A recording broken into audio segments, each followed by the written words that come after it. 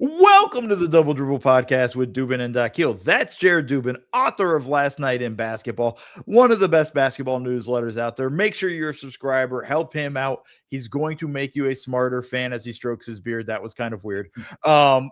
Then I am Mo Dakhil, former NBA video coordinator with the Clippers, Spurs, worked with Team Australia, do videos for Offside, occasionally write on Bleacher Report. That's really kind of all I got going on right now these days. You've heard me on other podcasts. Make sure you're checking out everything on the RealGM network, the Double Dribble, Good Take, the RealGM podcast itself with Wes Goldberg. Make sure you're checking out all our good stuff there. Jared, how are you doing? I'm doing great, man. Free agency starts in about 30 hours. So this is one of the best times of year. I'm really excited. Yeah, this is going to be nuts. And the reason why I kind of rushed through the intro the way I normally take a little longer, usually talk about our dogs for a minute, ask how you're actually doing, and I pretend like I really care. We got so much to cover today that we just got to kind of get right into it. And right off the bat, huge news this morning. Zach LaVine opting into his contract in Sacramento. No, just kidding. We don't care too much. He opted in and we expected him to, all that stuff. The big news is Draymond Green is opting out of his contract, opting out of the $27.7 million player option, which essentially makes the Warriors free agency players. And I'm going to just say this, and we're going to talk quite a bit about it, but I've been the whole time, LeBron's going to re-sign with the Lakers. This is the best place for him, all that stuff, this and that. Now it seems like, okay, he's going to the Warriors. This isn't Draymond re-signing to be a free agent and explore his options. This is Draymond re-signing for the team to build a roster that can contend, and then him re-signing with the team. Well, contending is, we'll discuss. Jared gave the hand signal, but the questionable hand signal, but we'll discuss it. On top of all that, then there's the news too that they're going to try to trade for Anthony Davis using Jimmy Butler's contract, with him obviously injured, all that fun stuff. Jared, just thoughts, just hit me with thoughts. I have been on the same island as you of the skepticism about LeBron actually going to the Warriors. People talking about them getting the Expendables together in San Francisco. I have been extremely skeptical of that. We both have thought that he's going to go back to the Lakers because it's the best situation for him and the best situation for them. Draymond opting out considerably changes that for me. He's not opting out, like you said, to explore his options. He's opting out to take less money for next year so that the Warriors can be free agency players and presumably sign LeBron or someone like him with the full mid-level exception. And I am surprisingly more into it as a concept than I thought I would be. I think it would be really fun to watch these guys play together for at least next year, specifically to watch LeBron and Steph play together. We saw what it looks like in the Olympics, and it's really fun. I think their skill sets obviously mesh well together. It would be, I don't know if it would be must-see TV, but it would be something approaching that, watching them every night on League Pass, and they would get a zillion national TV games because obviously they would. We would be overwhelmed with national TV games for the Warriors throughout the season.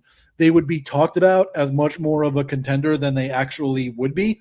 I gave the little hand signal when you said to build a contender. I don't think that they would be remotely close to an actual contender at the top of the West, in terms of being able to compete with the Thunder and the Spurs at the top of the conference or go to the finals. I don't think they would be remotely close to that, especially because you'd have to fill out the roster around these guys. And I don't know how much leeway you'd really have to do that. They'd have a bunch of first and second apron space, but a bunch of that would be taken up by re-signing Draymond and LeBron. So you wouldn't have too much space to be able to do that, especially if you use the full mid-level. You only have the first apron at that point, so you'd have considerably less space to be able to fill out the rest of the roster. They already brought Al Horford back. Supposedly they're interested in bringing Kristaps Porzingis back. Quentin Post, they tender to qualify too. They're not bringing Porzingis back if they're getting Anthony Davis, which is really kind of, I think, the other thing they're trying to do, right? Like they because you have to add the Anthony Davis part, I think, into it. This is part of the whole equation there. It's like they're trying to build a big four of Steph Curry, LeBron, Draymond Green, and Anthony Davis. Again, with the quotes. That's what they're trying to do. Whether they get AD, I don't know. If you're Washington, Jimmy Butler doesn't do anything for you, but what future draft assets do quite a lot, and the Warriors have control of pretty much all of them. I think they're picking 20, 30 is protected 1 through 20, but whatever. That can be worked out in the way they do things. But like there's ways to they're going all in. They're pushing their chips in, right? Like to everything. And I think it's, started with bringing back Steve Kerr. If Steve Kerr didn't come back, I think we're talking about an entirely different way the Warriors would be looking and building.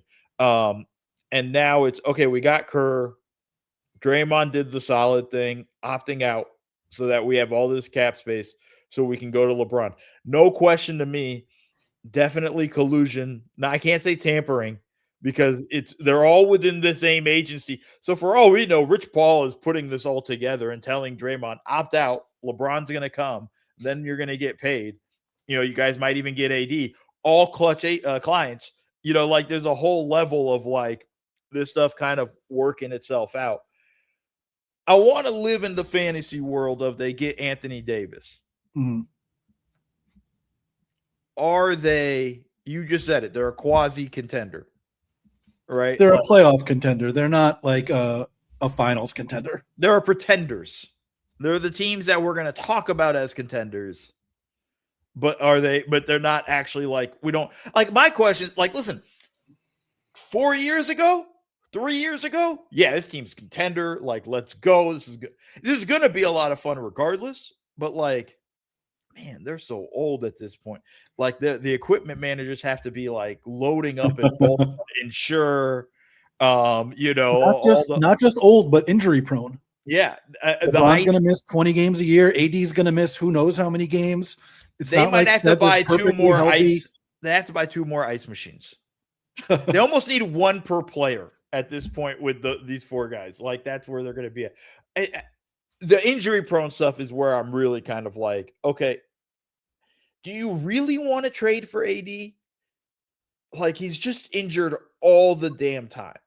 Mm-hmm. I mean, he doesn't play basketball very often. And I know Jimmy Butler doesn't either. Before every Warriors fan going like, oh man, like Jimmy, this and that. Like I know over the past couple seasons, the games played between the 2 guys have been relatively the same. But like, I also look at it going like, all right, where's the shooting? Like there's a level of like, AD can't stretch the floor. Draymond's been better, but if we're honest, it's up and down. Like I don't know how I would. Draymond's not respected as a shooter, even if he has one of his better seasons shooting from 3. That's what, like 33, 34%, and nobody cares if he shoots is the big thing. So like I kind of wonder like the building of this team is going to be a very fun team to watch when they're fully healthy, and they're going to be good. Like the high basketball IQ, just LeBron and Curry on the floor together. It's fun as hell. Let me ask you this though. Let's say these 4 guys are on the same team. What's the over-under on the number of games they actually all 4 play together? Ooh, play together is a good question because we know like the back-to-backs are where it's like, all right, they probably don't. I mean, I they would be lucky to get like 45 games with all 4. I was going to go a little higher. I was going to say they probably get around like 53. With all 4 of them? I feel like that's high. Like AD might play 53 games total. Yeah, I know. It's that's the thing that's kind of crazy. And then for what they're going to have to give up to try to get AD, that's a lot. Because if I'm the Wizards, I'm just like, hey, man, like, we ain't got to trade him. Yeah, they have the leverage in that case. Like the Jimmy Butler contract is not really giving up much from the Warriors' perspective, but it's also not worth anything to the Wizards. So you got to get whatever draft pick value you can get out of that deal. Yeah, that's all they care about, like in the long run of the whole the scheme of things, right? And it's, Jimmy's the good news is Jimmy's contract's expiring, so that's great for a team that's still not really going to be competitive, injured, and going to be out most of the season. So it's not like that. But like for them, it's I just think it's going to be a really fascinating thing. I think LeBron to the Warriors is done. No reporting, no any sort of like I heard through the grapevine. Nobody talks to me. I'm literally just busy trying to move. So it's not like I'm even taking calls. But like Draymond doesn't opt out unless he knows this is happening.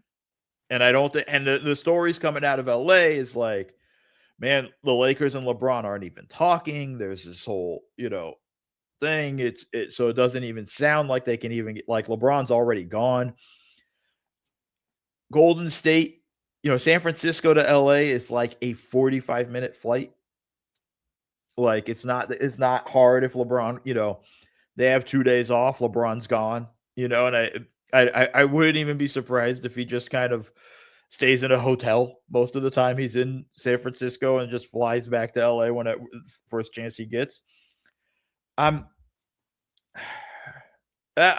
not surprised, but I think but at the same time, in the way I kind of look at it going like, I thought this was a little bit, no, fuck it. I'm surprised. I thought he was going to be re-signed with the Lakers. I thought that would be the deal. And the Warriors are really just saying like, fuck it. One last ride.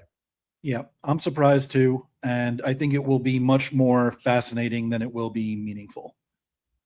Yes. That's actually a great way to put it. Is I think it'll be more fascinating than meaningful. And it's going to get shoved down our throat so much. Oh, yeah. It's going to be thrown in our face. And the thing is, like, I just look at it like, I still don't think they're better than the Thunder. I don't think they're better than the Spurs. They're not even close. It's interesting after that, but like, we're going to get those graphics of like Steph, LeBron, AD, Draymond, and like Brandon Pajemski, like, who's beating this team? Fire emoji. And it's like, I love Pajemski getting in the West. I love Pajemski getting in there.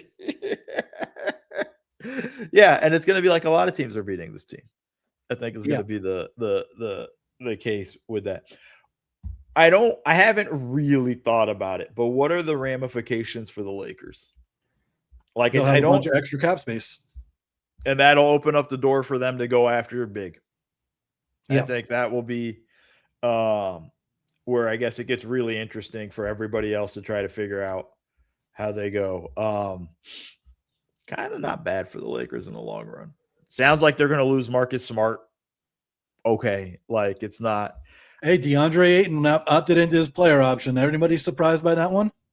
I mean, no. Shocked they gave him a player option. Remember the reporting around that contract last year where it was like, oh, he's going to make this much total money this year as opposed to he's getting that was funny reporting. The reporting was nuts in general. But this is free agency. This thing is very fluid. We're going to be seeing all sorts of things kind of run around, and we've seen this happen before with the Lakers, with the Big Four. Got to the finals. Like, I know people want to say it didn't work. They got to the finals, and Malone was hurt, and it didn't really work out. But they lost to the difference Pistons. is that Shaq or Kobe was still in his prime, and Shaq was like pretty close to still in his prime. Yeah, that's not the case for these guys. It's going to be I don't know if they get AD. We'll see how that kind of plays out. But I think LeBron to the Warriors. If they're not getting AD, are they getting LeBron? Yes. I don't know about that. I think it's done. And I think I wouldn't even be surprised if and they've put all their focus already on Washington. Like, that would be my guess. And Washington has, listen, if Washington gets picks, they're going to be there's no reason for them not to do it. Yeah. There's no they don't want to clearly, I think the idea for a while was they were going to extend AD, but he wanted a max extension. Didn't seem like they wanted to do that. And then it's like, I just think for them, there's no reason for them not to do it. I say if they don't get AD, they're just going to re-sign Porzingis. And I think LeBron's going to be fine with that. I think LeBron's done in LA now. Like that. And watch Wednesday, I'm going to come back. LeBron's back. It's like this is the way this stuff goes. But based on all the information, and I just don't think Draymond opts out unless he knows, hey, we're most likely getting LeBron if it's not already a done deal. I agree. So then for the Lakers, it opens up cap space, and we'll see what they do with that. We'll obviously talk about that. But we got to move on because that's not the only things that happened since we last podcast, Jared. A lot of things happened. Indeed. Since we last podcast. I wasn't particularly expecting this, but like Wednesday night going to bed, and there was a whole lot of LaMelo Ball to Minnesota rumors, to waking up Thursday morning, forgetting to check my phone and doing my normal morning routine, and then going, I wonder if there's any new reporting with this rumor, or if it's over and done with, and Kai Bosch, and we're like, what are you talking about? LaMelo's going to be in Charlotte forever. Nope, he got traded to Minnesota. Yeah. Naz Reid. Do you have the deal in front of you? Sorry, I didn't do. I do have the deal. It is LaMelo Ball and Josh Green to Minnesota. Naz Reid, a first-round swap in 2028, a first-round swap in 2029, a first-round swap in 2030, a first-round pick outright in 2033, and second-round picks in 2029, 2032, and 2033. Okay. What did you think of the trade first from Charlotte's end? I didn't love it for either team, to be honest with you, which is a weird take, I know, because usually you have a winner and a loser. But I think Charlotte takes a step backward just because LaMelo was so central to everything the Hornets were doing offensively over the second half of the year when they absolutely blitzed the league at the second best offensive rating in the league, sixth best defense, and second best net rating over the final 42 games of the year, I think since like January 15th or whatever it was.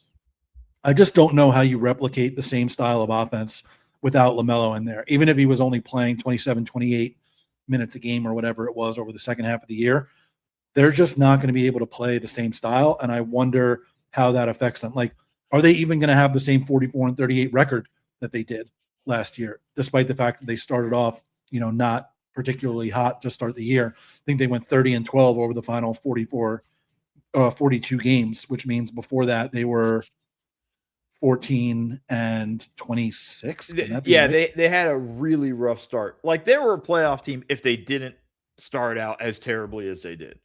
Yeah. But yeah, I mean, I do think they take a small step backward. That said, and it's like when you look at LaMelo as a pure talent, you would think he's worth more than one first round pick and essentially one swap, because the 2029 and 2030 swaps are very complicated and already swapped to other teams, and they're extremely unlikely to result in Charlotte getting good picks out of them. One of them has actually already been traded again in the Miles Bridges trade that we can talk about, which was a very good move by Charlotte, I thought, to get that pick out the door and to get an unprotected first from in 2033. Save the Suns. Save the Suns for a minute. We're going to get to them. Yeah, we can absolutely save that. But I thought that was a very good move for Charlotte. So, like, as a pure talent play, I think LaMelo is worth more than one, like Naz Reid, one pick and one swap. But when you consider, and this is where we can bring in Minnesota, LaMelo just doesn't play very often. Like, he has played more than 70% of the games twice in 6 years. In the 3 years before this, he played 36, 22, and 47 games. Yeah. He's only played 303 of 482 possible games in his career. The Hornets had to limit him to 28 minutes a game this year just to keep him relatively healthy. There is no guarantee that the Wolves will do the same or that it'll work if they do the same. And when you look at where LaMelo's value was this time last year, there is no way the Hornets could have gotten this much last year. It seemed like they might have to pay a team to take his contract on at this time last year. So to now get at least some value out of it, you might consider that selling high after he had a season where he stayed healthy and had the best season of his career. They absolutely sold high. Like this was the highest. This is the highest it's level. high in terms of there's no way they could have gotten this much last year, but low in terms of he is a better player than being worth merely this much when he's actually on the court. Like he has driven offense at a very high Well, level I throughout his think, career, and especially last year. but I think part of it too, though, is them looking at it going like, we don't think he's a playoff player. Yeah. Like that's more their calculus. Even if he's healthy, we don't think he's a playoff guy. We don't think he's we think in the playoffs, his style, his game, his shot selection, all that is His problematic for them. physicality too. Like, can Yeah, he hold physicality is up going to be. playing Yeah. 35, 40 minutes a game in the playoffs? I mean, we just saw how physical it was in both conferences, right? Like, and how brutal it was. So I think it's going to be really interesting to see how they continue to build. My big thing for Charlotte was one, they didn't want to pay him because the extension was coming. It was going to be, I think, another 2 years, 120 million in terms of the extension, tying him to them for 5 years. My biggest concern for the Hornets, and even with the trade that they made with Phoenix, getting Grayson Allen and Royce O'Neal, and they re-signed Kobe White, 3 years, 75 million. Good deal. I thought that was a good number, about right for him. Where's the play creation coming from? Because that's going to be my big. Kobe White's going to do some of it, but that's what LaMelo did that nobody else on that roster could do in the way that he would create plays and put the pressure on defenses in that way. And we can, Brandon Miller is going to be better next year. Con Knippel's going to be better next year. None of those guys are going to be the playmaker or even come close to that. So that's really where I'm concerned for the Hornets on the court is just play creation. Because I think they're fine. I think they're better defensively. I think ultimately, it is a step back, but I think it's not like how much of a step back, I don't know. It's going to be a thing. I think it's also curious. okay to take a step back. Like you don't have to buy into the 30-12 run over the second half of the season. Like the idea that they were just going to be that good going forward, I think is fantasy. Yeah. No, for sure. Like, I don't think they definitely took a step back. Like we were kind of saying like, hey, we just don't do anything. And let's see what happens. The biggest win for Charlotte. You're right though about the play creation. Like Kobe White is basically as opposite a stylistic player as you can get from LaMelo. Kobe White's usage rate has been higher than his assist rate in every year of his career. That has never been true for LaMelo. Yeah, and I think that's going to be. We'll see. That's going to be the thing that holds, be interesting for Charlotte. The big thing for the Hornets, more importantly, they don't have to root for Miles Bridges' ass anymore. Yeah. And they're absolutely all in on shooting with Kobe White, LaMelo Ball, or not LaMelo Ball. Kobe White, Con Knippel, Brandon Miller, Naz Reid, Grayson Allen, Royce O'Neal. Like they are all in on just having shooters everywhere except at center. And even the kid they drafted, Hannes Steinbach, is kind of a shooter for a center. But no pressure on those guys to have to develop. Because, I don't think Steinbach's going to play a lot. I don't think Anderson's going to play a lot really no pressure of you have to come in and immediately contribute. I shouldn't say play a lot. They have Diabate and they have Kobe White. Those guys can play 16 minutes a game off the bench or whatever. And you still have Kalkbrenner in terms of the big as well. So it's not like you're in Naz Reid. You can go small. And Naz Reid, So there's a lot going on there. We'll see how it works out on the floor. Defensively. I will say the Hornets are also really well set up for the future because they don't have a ton of big salaries. Their biggest salaries are Naz Reid and Kobe White. Obviously, Miller and Knippel will eventually get deals. Maybe Diabate eventually gets a deal, although they just drafted another center. So who knows what happens there. And they also have an absolute ton of draft capital now. They could have as many as 3 first-round picks next year, as many as 3 first-round picks in 2033. And those are pretty valuable picks potentially from Minnesota and Phoenix because Anthony Edwards' deal expires, I believe, in 2030. And he has a player option for that final season.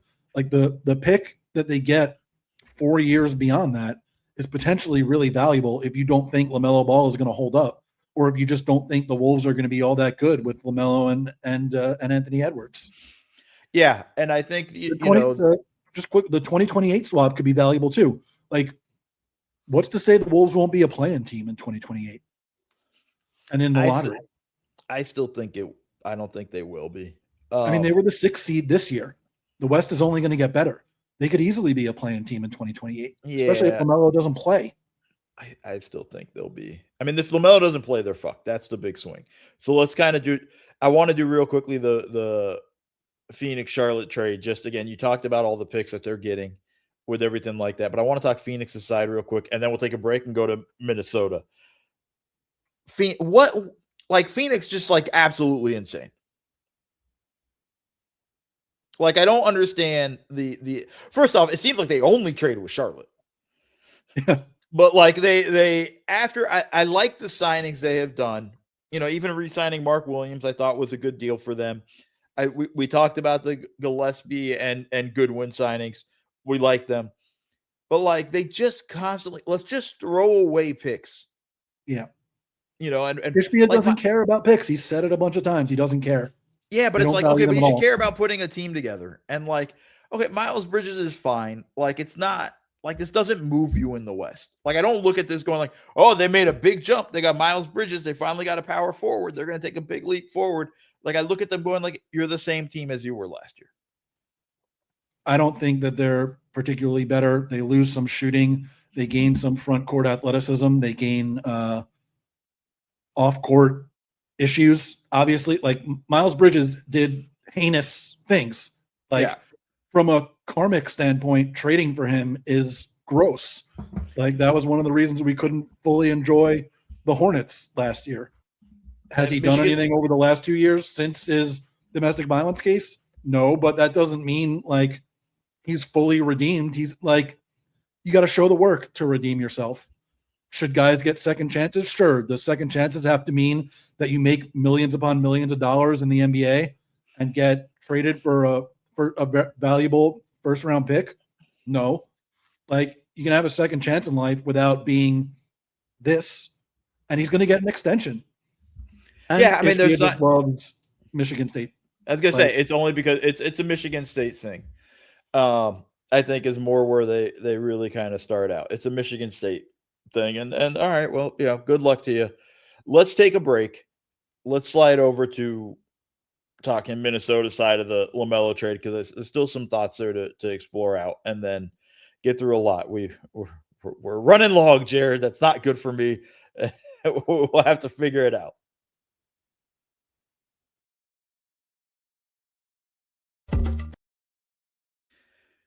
And we are back, folks. All right. We didn't really dive too much into the Minnesota side of the trade, except for like they might be fucked if LaMelo doesn't play a lot. Let's assume good health. Okay. Let's just assume that. I know, listen, played 70-something games last year. Let's just assume that continues. For the second time in 6 years. Okay, like you didn't have to be the asshole and fucking say that. Like you're just we're hypothesizing here, okay? We did a fantasy side of if the Warriors get AD. Like work with me, Jared. Assume good health. Yeah. You have Anthony Edwards, LaMelo Ball, Ayo Dosunmu. You know, you're probably going to play small. Jaden McDaniels at the 4 and Rudy Gobert at the 5. What's like the Wolves thinking here? I mean, the obvious thing is we needed a second playmaker. Ant was getting doubled over and over again in the playoffs. We had and really didn't have anybody else that could do it. And you have to kind of include the Randall part of the trade, the Randall trade to Brooklyn as part of this trade, and the signing of Dosunmu, you know, to kind of facilitate all of this stuff. Like, my guess is, I mean, you already said it. Like, you just don't like it, right? I don't love it. Like I think on the court the fit is interesting. The main reason I don't love it is because LaMelo doesn't play. That's the biggest thing to me. You're going all in on this part of Anthony Edwards' prime on a player who is just not on the court very often, and I can't support that. If he's actually on the court, I think it's fascinating. They're going all in on pull-up three-point shooting. Like I think they were second and third in pull-up three-point volume last year, if I'm remembering correctly.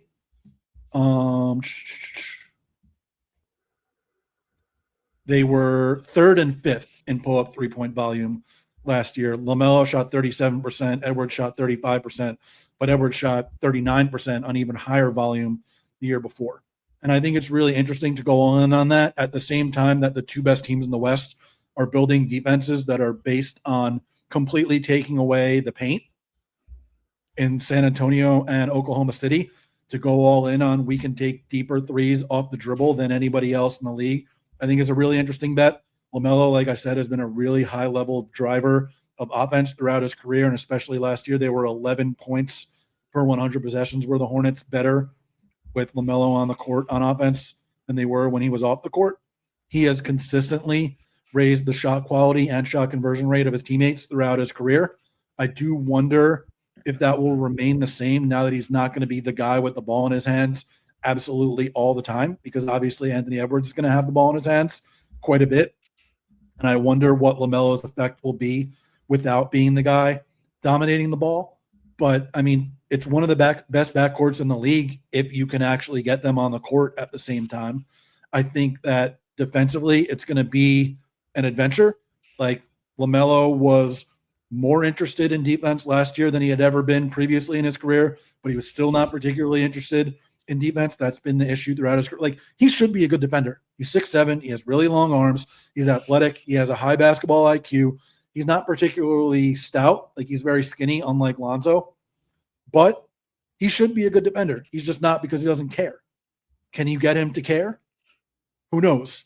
You should have a good defense because of Jaden McDaniels and Rudy Gobert, but could it be worse than it was?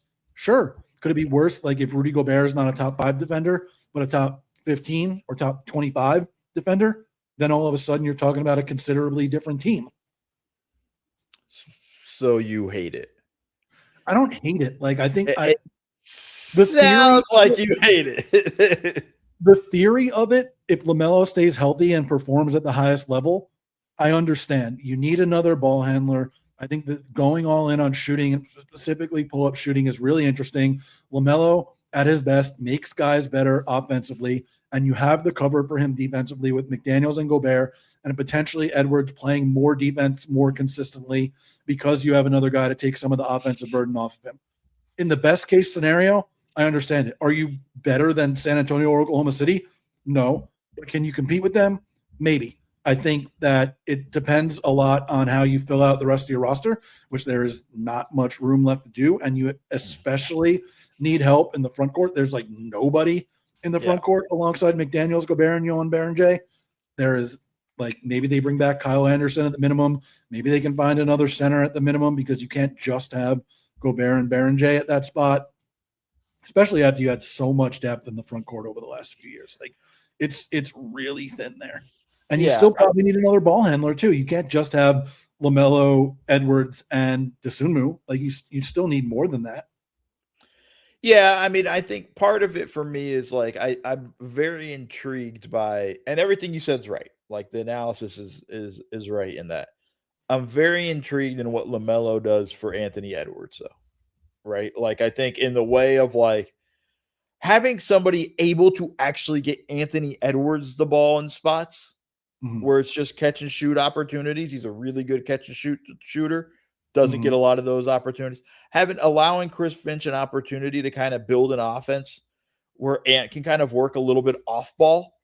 Yeah. In that way is a big deal. Having a situation where LaMelo gets to attack the second side, you know, and in that stuff, I think is really good for them offensively, and how that works out.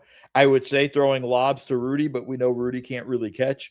But, like, he's never played with a lob passer like this, though. It's going to be much easier for him than in the past. Yeah, that's exactly what I was going to say next, was, like, you know, being able to play with, he has never had a passer like this with him. So we'll see how that kind of turns out. Everything you said about everybody's shot quality going up.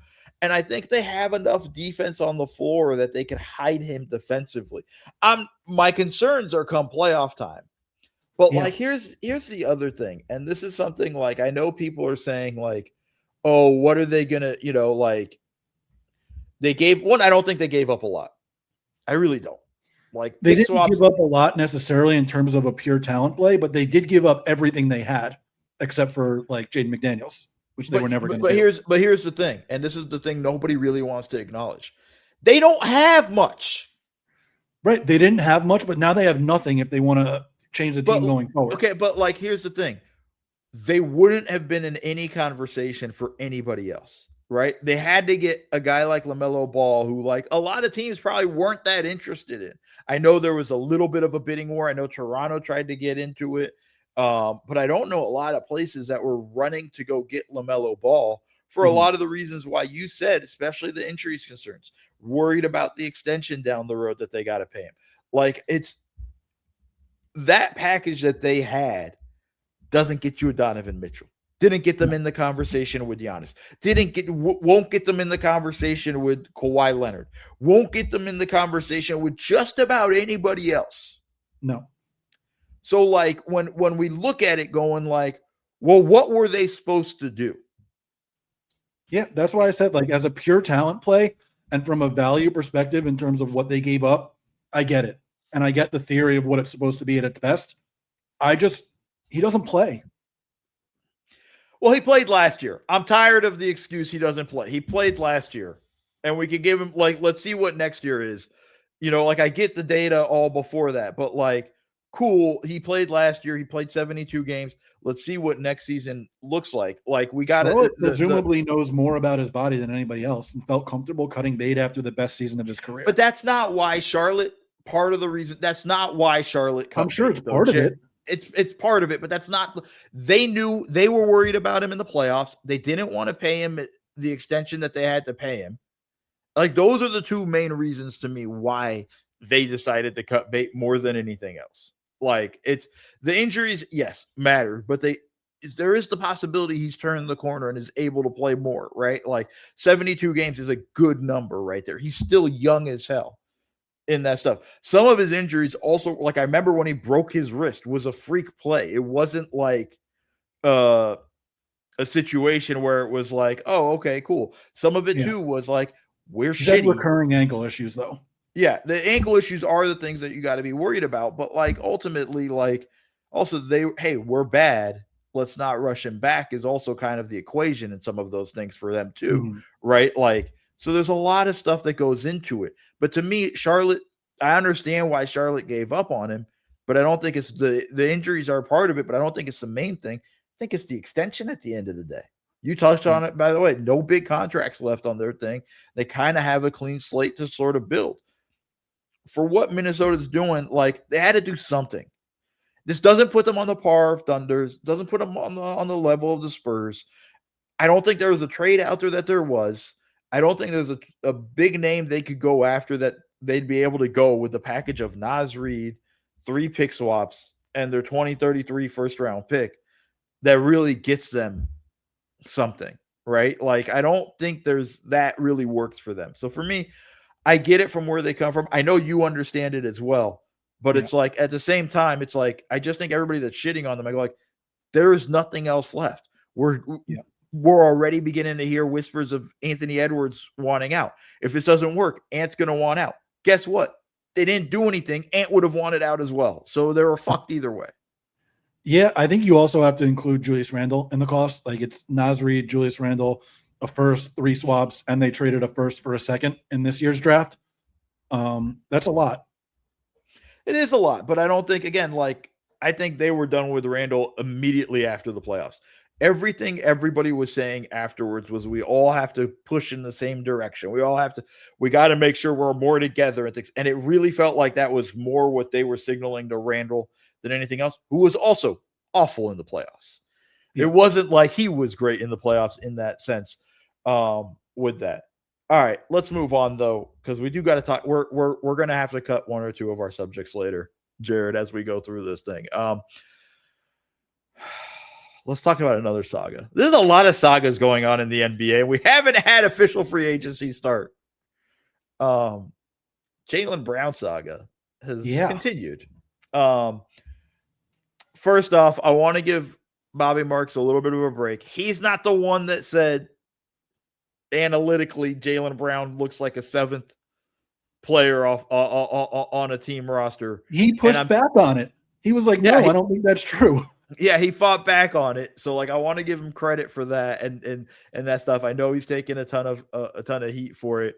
I'm gonna venture a guess it's the Sacramento Kings analytics department. That's the only sorry, I'm joking. It was a cheap shot. It was probably New Orleans. But anyways, again, just being a dick. But it led to a firestorm of Brown going nuts. But more important than all that stuff, because we both know he's a really good player. Like we're not going to debate the value of him as a basketball player. He just finished 6th in MVP voting and 2nd team All NBA. That's what people actually think of him. And he's a Finals MVP player, Finals MVP winner for 2 years ago. Like we could stop with like he's a damn good basketball player. The trade sagas are going nuts. So it sounds like Portland seems to be the team most pushing the hardest for him and is trying to figure out where, what the package looks like. If I'm Boston, it's I would want to try to get Klingon in the deal. Boston needs size. It doesn't sound like Portland wants to give up Klingon. One of those classic cases of we don't, random player X holds up a trade for I think Klingon is better than that, though. Like, yeah, he's a top 10 pick. He's really good defensively. But you know what I mean, though, in that, like, we didn't go for Jaylen Brown because we wanted to keep Donovan Klingon is one of those things. We didn't go for Giannis because we wanted to keep Hugo Gonzalez, which was also pretty dumb too, in that sense as well. At this point, would Boston have just been better off just being like, you know what? We should just put Hugo Gonzalez and Baylor Shireman in the Giannis deal? I mean, no, if they get like 4 picks from Portland. Like if the deal they get from Portland is listen, Jeremy Grant's got to be in the deal just to make the money work. Either Jeremy Grant or Drew Holiday. Yeah. I don't know who you want to I mean, if I'm Boston, I'm insisting on Drew Holiday. Yeah. And that's fine. Although I thought Jeremy Grant was pretty good. Injuries was a problem, but like I thought he was pretty good for Portland last year. But yeah, like it's one of those guys, and then it's a combination of Shaden Sharp, Scoot Henderson, Donovan Klingon, Tumani Kamara. Not all 4, but like a combination of those guys, and then some of the draft picks, especially the ones from Milwaukee that are probably going to be most interesting for Portland for Boston. I think that kind of works if you're Boston. Yeah, but this also seems like there's so much smoke around like Jaylen Brown might get traded, but other than Portland, who else is like actually in on this? It's like Jaylen Brown might get traded, but where are the teams that are actually interested in him other than Portland? I mean, the honest thing is like right now Portland seems to be the team pushing hardest. I think, we know Denver has kind of kicked the tires a little bit. I don't know how real a Jamal Murray, Jaylen Brown swap is. I think that was something that Simmons just like thought up on his podcast. It's been brought. No, it's been mentioned more often than I think people want to really realize. But I don't know. And I know Simmons brought it up like it was, he hypothesized it as well. But like, this has been in the ether of like out there for a while of people pontificating, whether that's something. But I think Atlanta would be a team that would have some sort of interest. I don't know if they have anything to pull it together. But again, I don't know, Jared, who else is interested, because I'll be honest with you. Like, this shit moves so damn quick. We might turn around. Detroit might turn around and say, fuck it. Conversations with Jalen Duren have gone bad. We're not, like, let's do that. Like, there's Jaylen Brown's a lot better than Jalen Duren. Yeah. And there's no question about it. But also, like, in terms of what Boston needs, Boston's going to have to get off Brown. I don't think Brown wants to come back, is really what I'm saying at the end of the day. And they're going to have to find a way. I would just keep them. Like, they won the title with these guys. They won 56 games last year without Jason Tatum. They're going to be really good again. I would just try to mend the fences and keep them, but it doesn't seem like that's where this is headed. I mean, here's the thing: when everybody says just mend the fences, mending fences is hard as fuck. Yeah, like sorry, like it's in these instances, this hypothetical fence, because like let's just talk about it when you're Jaylen Brown, like. Every time Boston's mentioned in a big trade, you're the name always mentioned. every time. And it's been that way for the past, 8 years? Really, or 10 years since he's been there? Like, it's so I think, and for him, it's like, what else I got to do for you guys? Eastern Conference MVP, like Finals MVP. Being thrown into trade discussions for Giannis Antetokounmpo is not an insult, though. To you, but to a lot of these guys, and I think people don't understand, to the egos of these guys, it is, right? Brown's looking at it going like, look what I've done the past 4 years versus what he's done the past 4 years. Giannis is a better player. There's no question. But he's like, I've produced. I've been on the floor. Giannis hasn't even gotten out of the first round the past few seasons. Hasn't even finished playing in the first. Like if you're Jaylen Brown, you're looking at it that way. Like these guys do get insulted, and it's not about like, oh, it's more just like it's like the Will Smith at the end of Fresh Prince episode when his dad leaves. It's like, why don't they want me? Like it's kind of that in that way if you're Jaylen Brown. So I think there's a level of like frustration with him at this point. Or it's like, yeah, I think if Boston wasn't willing to compete, here's how I'll rephrase your question of should they have just gone with the trading him to put Hugo in. If they weren't willing in the first place to put Hugo or Shireman or other pieces in the trade, they should have never made the official offer. Yep. If they weren't willing to say, because like once you cross that bridge at this point, you kind of have to like commit to it. And I think that was the mistake in their calculus. Whether they should have done it or not, I don't know. But like now you have a whole thing. How are we going to make this work? And then the first sign of trouble in Boston, between Jaylen Brown takes the game-winning shot and looks off Tatum and misses, we're going to have stories nonstop. Like this is going to be a thing that's going to carry over, and it's going to be a distraction. Like for me, I think that's the thing where I'm worried about for Boston in a way where I'm like, I hope they understand what they're doing. I think if they can get a couple of picks, good young players, and in particular, if they can get a big, I think you make the move. It's fair. What else happened in the NBA? There's a lot. We should take a break, and then we'll come back. We could talk these Kawhi rumors and oh yes, maybe some of the signings that have happened over the last couple of days.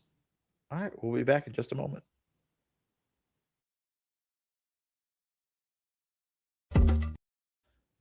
Welcome back, folks, to the Double Dribble podcast. Let's see. How do I work this in? Jared, you know what my dog likes? Belly rubs. But he loves belly rubs. But he likes trees when we go on walks. And when I see trees now, all I think is aspiration. And when I think aspiration, all I think is Kawhi Leonard. I wanted to just be. I thought you were saying treats, not trees. Oh, trees. Sorry. There are not many trees where I live, so Bodie can't really like them. Yeah. Yeah. You're in the concrete jungle of New York. So much better here in LA. But I think the more my segue of like, well, forget the aspiration stuff, the investigation that will never end. We will never get any sort of answer or punishment. That's my thing. I'm not even bothered anymore. Let's move on. Kawhi was like heavily mentioned this whole weekend in terms of trade rumors, mostly to Toronto. Mm-hmm. And then, then there was all of a sudden word that like Dallas might try to get in on it with Masai Ujiri, although I don't think Dallas's package of PJ Washington, Klay Thompson, and I think it was a couple of picks are something worthwhile. Not that I think Toronto's is better. But let's start with this. If you're Toronto, what does Kawhi Leonard do for you? I mean, is it like, does it put you over the top in the Eastern? Like, over the top, like, it will make you better, but like, how much better if the package is we are getting giving up Ingram, which is what they want to give up, which Clippers don't want. I forget what else, but then a boatload of draft. Brandon Ingram, Grady Dick, Jonathan Mobo, and first round picks. Like, I don't know how much that really does. I think it does a lot for the Raptors. Like, he's a lot better than Brandon Ingram, like a lot better at everything. If you're the Clippers, why do you do it? To get the first round picks. But why take on Ingram's contract? To get the first round picks. I don't like Ingram. I don't know if they're trying to get RJ Barrett instead of Ingram. I think the thing for the Clippers, more important than the first round picks, is they actually are trying to keep their books relatively clean. Right? Like, I think that's part of the reasons. Like, we've seen them do this with the contract extensions and battling with all these guys for what are we figuring out. The James Harden ending up getting traded. It's when you look at their books for not next season, but for the season after 2027, 2028, the only guys they really are on the hook for, Darius Garland, Isaiah Jackson. Those guys are on expiring deals that season. They have Yannick Niederhauser, who, they'll pick up the options, I would imagine. Jordan Miller, restricted free agency. But, like, their books are clean. Yeah. At that point. And I think that's Wagler for that season too. Keaton Wagler, excuse me. They'll have Keaton Wagler for a while. They are trying to keep this that way. I don't think Ingram does that for them in that way. No, he'd have a $41. I think it's a $41 million player option for the 27-28 season. 41.9. And, like, yeah, they could absorb him that year, but it's like, I think they're trying to just keep it clean. I mean, at that point, they might just cut bait with Darius Garland at some point with the way they're going. They're only a $41.9 million expiring contract is valuable to put in trades. Yeah, but I don't know what they're going to do. I don't know how interested they are in this. I do feel like Kawhi Leonard's not going to be a Clipper next year, though. It sort of seems that way because they don't seem to want to commit to an extension for him, and that's obviously what he wants. Yeah, and I think that's going to be – and he's only said he would sign an extension in L.A., Toronto, and surprisingly San Antonio. Like, he only wants to go back to where he's been. He doesn't want any new places. Very strange. I don't see the San Antonio thing. I don't get that. No, I wasn't even going to bother going into it. I don't think San Antonio is an option. I don't see the Dallas thing either. I don't think that makes sense for Dallas to do. Well, it doesn't align with what Masai has said, which is like, I want to build around Cooper Flag. So now let me go get he said they want to be future focused. Yeah. So I don't know how real that is. I also just wonder too, and this is something I wonder with GMs of like, oh, we can get this for this little. Maybe we will. Like, I think that's kind of sometimes what they're. I think it's more like when he made that comment too, it was like May, right? Like, so much is going to change with the NBA. Everything's going to change in 4 days. Like, we're going to change in like 30 hours. We're going to get all the deals that have been negotiated coincidentally right on time in a matter of minutes that will be announced is going to be pretty funny. That's the best part about free agency. We don't tamper, and then it used to be better when it was midnight East Coast time and everything came out at 12:01 exactly. Now it's 6:00 East Coast time, and they wait a few minutes so they can pretend that these deals weren't already negotiated in advance. Yeah, so LeBron's gonna announce then probably pretty quick. I hope, make my life a little easier. Maybe. Maybe we get lucky with that. All right. I don't have much on the Kawhi thing. I don't know. What do you think about it for the Raptors? I know you said I like it for the Raptors. Kawhi is great. Like, he's coming off his best statistical season. We know all the ups and downs with everything that they have. I did have one of the funniest text exchanges with a buddy of mine who's from Toronto, and he doesn't want him because he's so mad Kawhi left in 2019. That he's like, he does, and he's still mad about the whole Uncle Dennis side of things. And I was like, bro, just be happy you got a championship. Like, why wouldn't you want to? But I do think a quickly Barrett, Kawhi, Barnes, Murray, Boyles lineup would be very fun to watch. That's the thing too. Like, the Clippers, it seems like aren't going to make. I don't think the Clippers are going to. The Clippers are going to try to get Gall and Murray, Boyles. I know the Raptors are keeping him out of the discussion. Oh, yeah, I don't know how. Pelicans, right? No. So, like, I don't know. But, like, if I'm the Clippers, too, I'm like, all right, well, I'm not trading him there. Whatever. Like, we'll figure it out. So I think that's going to be the thing. I don't know if it happens. I feel like Toronto's going to still – did I say this to you?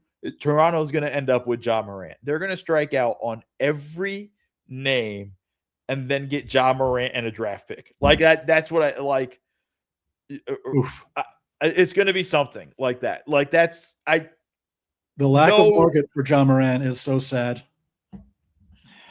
So sad. It's really crazy. But, it's when the Sacramento Kings say we're not interested in you, you've hit rock bottom. Like, yes. That's going to be pretty brutal with where they're at. Just while we were talking, I don't know if you saw this. Andrew Wiggins has agreed to sign with the Miami Heat 3 years, $64 million contract with a player option in the third season. I saw someone saying, where do you see that? Shams. Oh. It was while we were podcasting. I saw that he opted into his player option. He opts in for $30 million and then extends for less. Okay, that's interesting. Yeah. So Miami kind of filling the voids there with that. I kind of need to have perimeter defense, need to have guys like Wiggins on the wing. I like it. 3 years, $64 million, I think is actually a great deal for the Heat. Absolutely. I think that's a great number for them with where they're at. I know it's only 2 for 34 after this year. Yeah. So, I mean, like, that's kind of a great setup for them with where they're positioned. Another thing which we kind of know, Marcus Smart declining his $5.4 million player option. Sounds like he's going to Houston. As if Houston didn't learn already when they signed Dorian Finney-Smith away from the Lakers last year.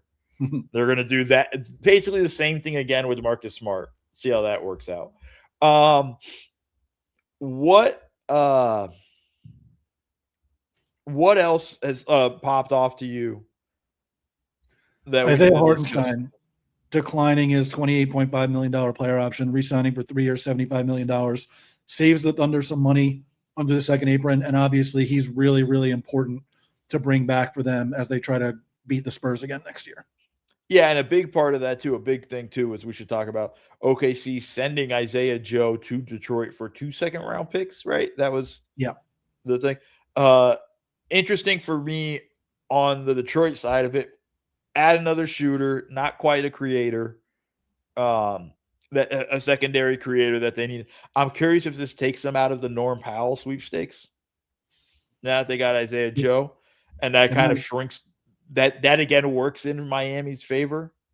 Yeah, but the Heat don't have enough to bring Powell. They got like $17 million for the space. Yeah, I'm just curious. But Norm Powell. Yeah, but there's always guys that get squeezed out of the market, or the market dries up even before they hit free agency. Like, so is he going to go to Brooklyn? Like, is Brooklyn going to just sign him to a shit ton of money? Like, who knows? Yeah, we'll see how that kind of works.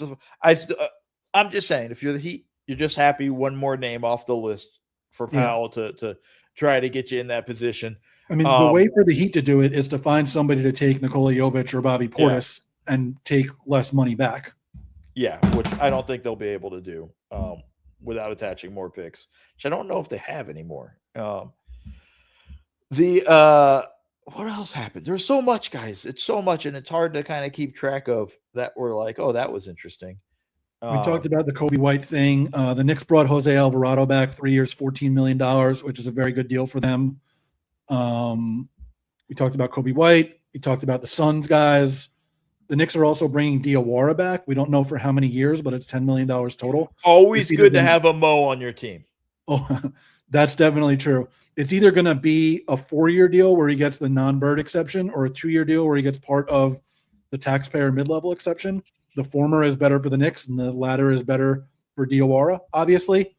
Jalen Clark back to Minnesota, 3 years, $10 million. Nice deal for the Wolves there. They declined the team option, signed him to a longer-term deal. Ron Harper Jr. back to the Celtics, 3 years, $9 million. Nice deal for both sides. And then Daron Sharp, 2 years, $20 million. And Josh Minot, 2 years, $9 million for the Nets. I like both of those deals for Brooklyn, too. The other, God, I was going to say something I forgot. Totally spaced. Never mind. Yeah. And we talked about Kobe briefly. What's that? We talked about Kobe. The other shit, I completely spaced. Oh, now I remember. What's going to happen with Mitchell Robinson? I think he's getting paid somewhere else other than the Knicks because they're apparently not going over the second apron. So they just don't have enough room to bring him back. Yeah. So I think that's going to be interesting to see Watch how the that's Lakers cap space now, especially if LeBron is leaving. Yeah, that's going to open up the doors for them to try to get Mitch, I think, in there. And that would be it's a good running mate for, I think, Luka. If he can stay on the court. So the title of the show should be "Can They Stay on the Court?" I think is going to be the big one. What crazy ass thing do you think is going to happen? Throw a wild ass thing that's going to happen between now and before we pod Wednesday. Something will happen.